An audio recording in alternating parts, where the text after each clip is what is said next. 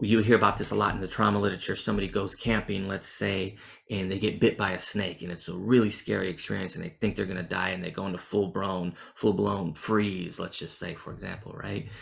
And it's a traumatizing experience, and a couple of weeks later they're at home, they're safe, everything's okay, and they walk into their backyard and they see a green coiled up garden hose, right? They see it out of the corner of their eye, and before their mind could say to them, excuse me, before their brain could say to them, that's just a hose, their nervous system, their body goes into full-blown trigger, full-blown freeze because of that experience they had before, right? That's an example of a neutral or non-threatening stimuli, the coiled up garden hose, being interpreted as something threatening, right? The snake from the prior experience.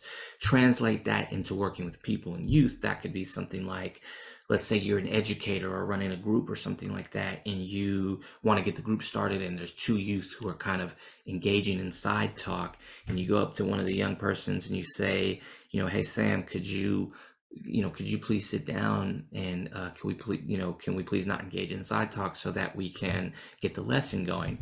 And in your mind, you were like, I'm trying to be trauma informed. I am going to come with a sensitive tone. I'm not going to be demanding. And in that young person's mind, who's been through loads and loads and loads of trauma, they hear, sit the F down and shut the F up, or else. Again, the neutral stimuli being interpreted as threatening or dangerous stimuli, right? That means their system has been zapped over and over and over again. Again, the process of fight, flight, freeze, feign death, fawn, all of that conditioning, the process of it is protected. But when it happens over and over and over and over again, then it becomes conditioned behavior, right? And so, again, somebody who's has a lot of trauma in their life, their window of tolerance is so slim that it's easy to get triggered.